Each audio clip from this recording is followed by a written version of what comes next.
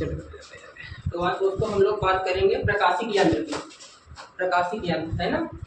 तो जैसे आँख भी क्या होता है, हमारा एक प्रकाशिक यंत्र होता है। आँख के द्वारा हम लोग वस्तुओं का प्रतिबिंब देखते हैं। तो प्रकाशिक यंत्र में हम लोग आज का टॉपिक है हमारे पास कंपाउंड माइक्रोस्कोप। क्या है यहाँ पर? कंपाउंड माइक्रोस्कोप यानी संयुक्त सूक्ष्मदर्शी। तो इसमें हम सीखेंगे कि संयुक्त सूक्ष्मदर्शी की संरचना कैसी होती है, इसका हम कैसे समायोजित करते हैं और इसकी आवर्धन क्षमता कैसे निकालते हैं। तो हमारे पास क्या होता है, देखो संयुक्त सूक्ष्मदर्शी के लिए दो लेंस होते हैं, दो उत्तल लेंस होंगे। एक आपका अभिदर्शक उत्तल लेंस होगा, एक आपका नेत्रिका होगा। दो प्रकार के उत्तल लेंस होंगे। एक नेत्रिका होगा जो बड़े द्वारक का उत्तल लेंस होगा, एक होगा अभिदर्शक लेंस जो छोटे द्वारक का उत्तल लेंस होता है। अब इसको करते क्या है हम लोग, ये दोनों लेंस एक नली के सहारे टिके रहते हैं और इनमें एक व्यवस्था होती है दंतुर दंड चक्र की व्यवस्था, जिसके द्वारा हम इस नली को आगे पीछे खिसका सकते हैं। तो जैसे हम इधर से देखते हैं, हमारी आंख इधर देखो बनी हुई है ना। आंख इधर बनी हुई, आंख के सामने क्या है, नेत्रिका होता है जो बड़े द्वारक का उत्तल लेंस होता है। आपके सामने क्या रहेगा, एक बड़े द्वारक का उत्तल लेंस होगा नेत्रिका लेंस। नेत्रिका लेंस के आगे एक छोटे द्वारक का उत्तल लेंस होगा जिसे हम लोग अभिदर्शक बोलते हैं।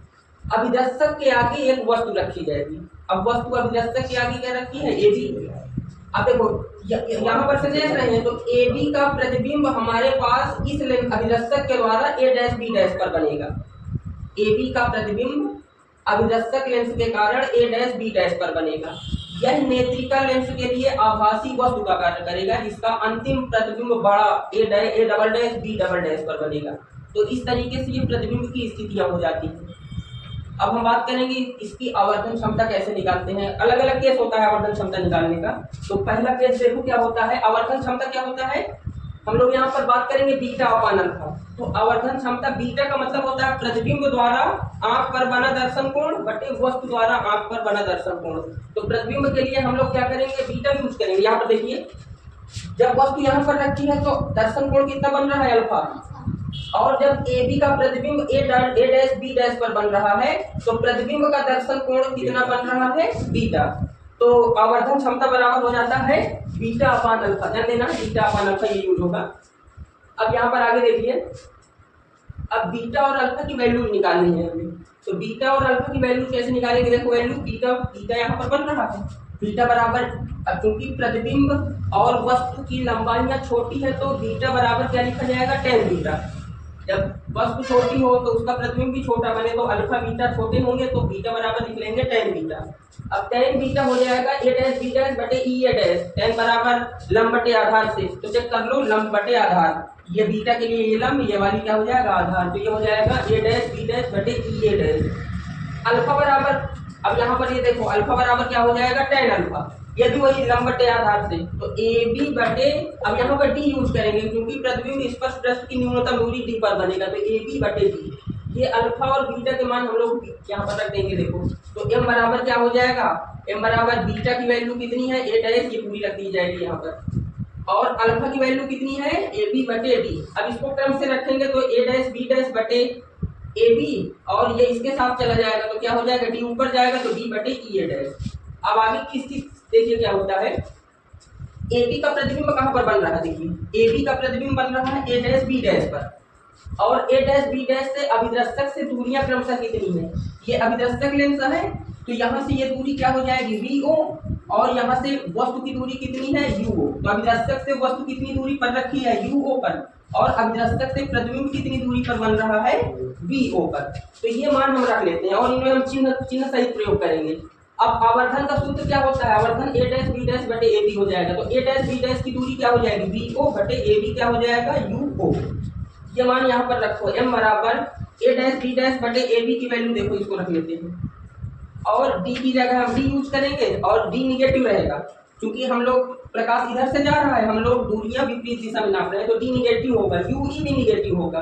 निगेटिव से निगेटिव कट जाएगा, आपका आ जाएगा डी बटे यू ई। इसको इक्वेशन नंबर 1 बन जाएगा। तो ये एक आवर्धन के लिए फार्मूला हो जाएगा। इसकी दो स्थितियां होती है। पहली स्थिति होती है जब अंतिम प्रतिबिंब स्पष्ट दृष्टि की न्यूनतम दूरी पर बने। क्या होता है, जब अंतिम प्रतिबिंब स्पष्ट दृष्टि की न्यूनतम दूरी पर बने। तो यहाँ पर थोड़ी सी भाषा है कि ए डैश बी डैश नेत्रिका से दूरी कितनी है। देखो भाई इसका प्रतिबिंब कहाँ पर बन रहा था, ए डैश बी डैश पर। फिर इसके लिए आभासी वस्तु का कार्य किया तो अंतिम प्रतिबिंब कहाँ पर बना, A double dash B double dash, तो बड़ा बनेगा है ना, उल्टा भी बनेगा। तो लिखेंगे A double dash B double dash की नेत्रिका से दूरी डी है। देखो चेक कर लो यहाँ पर से, ये नेत्रिका लेंस है, A double dash B double dash की दूरी, ये नेत्रिका से दूरी यहाँ तक की दूरी कितनी है, ये लिखेंगे ये डी है। और नेत्रिका के लिए हम लोग v बराबर माइनस डी लिखेंगे। तो प्रतिबिंब कितनी नेत्रिका से कितनी दूरी पर प्रतिबिंब बन रहा है, डी पर बन रहा है, तो यानी v की जगह माइनस डी यूज कर लेंगे। और वस्तु यूई पर रखी, देखो वस्तु कहाँ पर रखी है, यहाँ, ये आपका नेत्रिका है, तो वस्तु यहाँ पर रखी है, तो आभासी वस्तु का कार्य कर रहा था, तो u की जगह पर हम क्या यूज करेंगे, यूई, क्योंकि नेत्रिका के लिए है। और फोकस दूरी f बराबर एफ ही यूज करेंगे, f की जगह नेत्रिका के लिए एफ ही। अब जो लेंस वाला जो लेंस के लिए सूत्र होता है 1/v माइनस 1/u बराबर 1/f, तो 1/u की जगह क्या लिखा जाएगा, माइनस का डी। चेक कर लो, यहाँ पर समान रखना है, 1/v की जगह क्या रखेंगे, डी, माइनस 1/u u की जगह रखेंगे माइनस ui, और 1/f f की जगह क्या रखेंगे, f।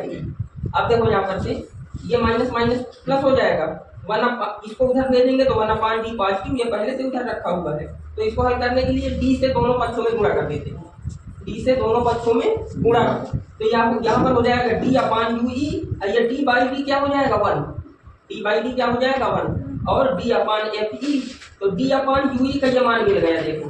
और d/ui का मान समीकरण 1 में रखने पर, देखो d/ui का मान समीकरण 1 में रख दो, तो समीकरण 1 में लिख भी दिया गया d/ui का मान रखने पर, तो m बराबर क्या बन जाएगा, यहाँ पर ध्यान देना है, m बराबर vo बटे uo, और d/ui की जगह 1 प्लस d/fe रखा गया। तो ये हमारे पास जब अंतिम प्रतिबिंब स्पर्शदृष्टि की न्यूनतम दूरी पर बनता है तो आवर्धन आ जाती है। और यहाँ पर एक चीज और ध्यान रखनी है कि जब अंतिम प्रतिबिंब स्पर्शदृष्टि की न्यूनतम दूरी पर बने तो सूक्ष्मदर्शी की लंबाई क्या हो जाएगी, तो यहाँ पर कोष्टक में देखो लिख दिया गया है, सूक्ष्मदर्शी की लंबाई vo प्लस uo, क्या हो जाएगा, vo प्लस uo, ठीक है ना, याद रखना।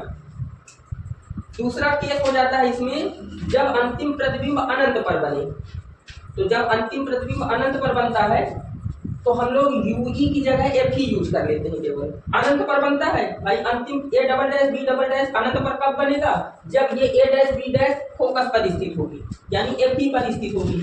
जब ये आपका ए डैश बी डैश फोकस पर स्थित होगा नेत्रिका के लिए, जब ये नेत्रिका के लिए फोकस पर स्थित होगा तभी आपका ये अनंत पर बनेगा। तो यूई की जगह एफ ही हम समीकरण 1 में रखने पर, समीकरण 1 में यूई की जगह क्या रख देंगे, एफ ही, तो पूरा केवल एफ ही यहाँ पर रख लेते हैं, तो m बराबर हो जाएगा माइनस vo बटे u upon d upon F.